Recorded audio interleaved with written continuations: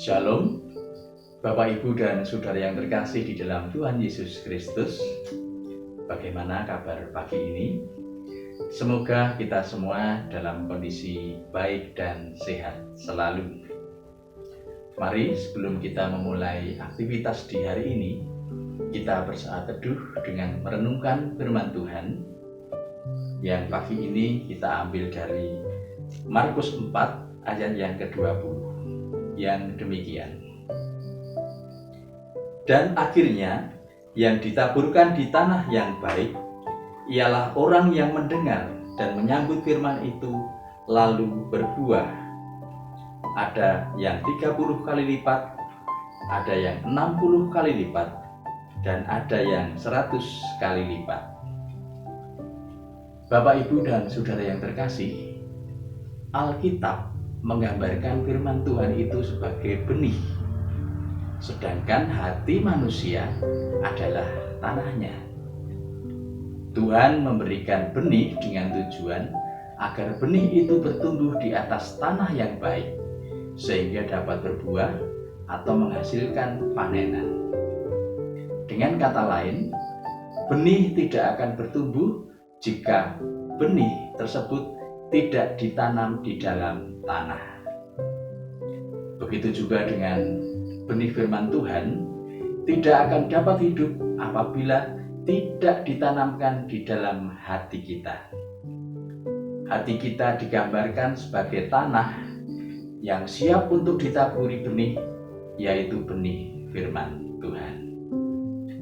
Jemaat yang dikasihi Tuhan, banyak orang Kristen mendengar firman Tuhan hanya sambil lalu atau sekedar hafal dengan ayat-ayat di Alkitab, tetapi mereka tidak pernah menanamkan firman itu di dalam hatinya.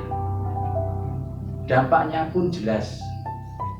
Benih itu tidak dapat bertumbuh dengan baik, apalagi menghasilkan buah.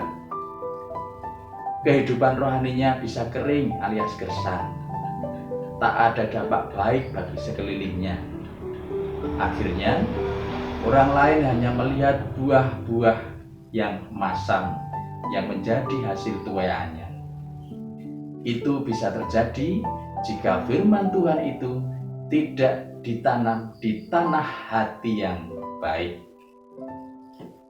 Saudara yang terkasih, Tuhan Yesus mengajar dengan jelas, apabila benih gagal berakar di dalam diri kita, maka kita tidak akan mampu bertahan ketika menghadapi kesulitan hidup.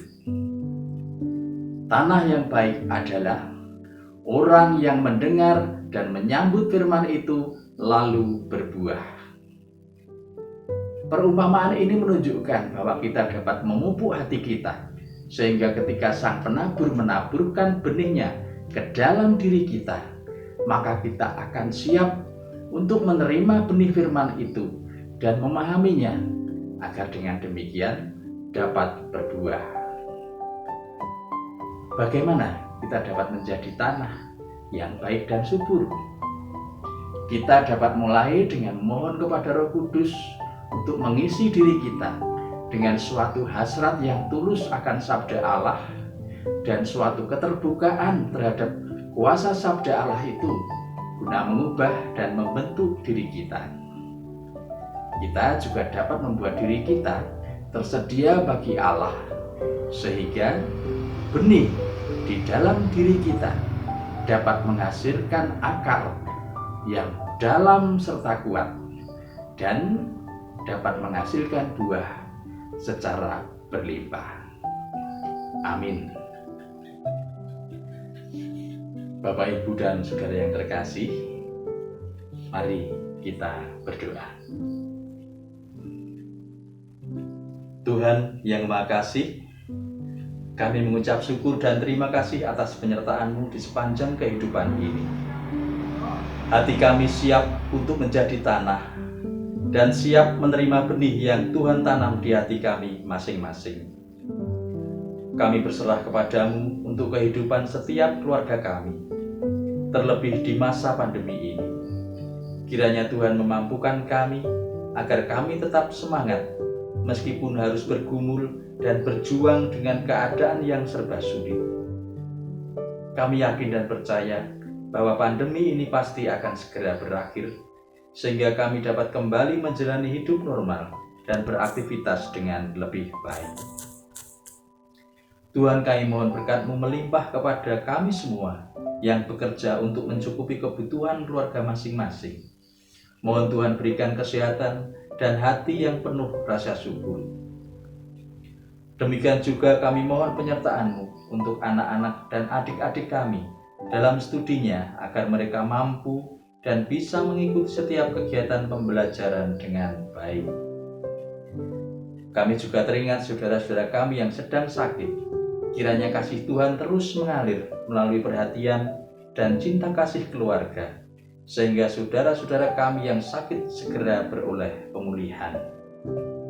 Tuhan, kami juga mohon berkat-Mu untuk gereja kami GKJ Karangbendo.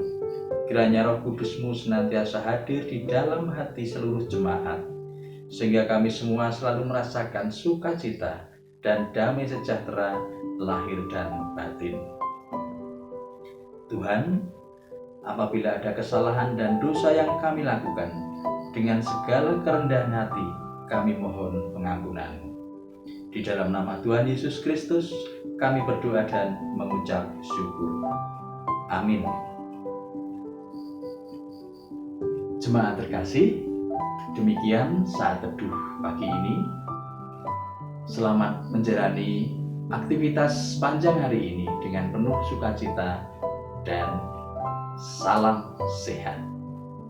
Tuhan memberkati.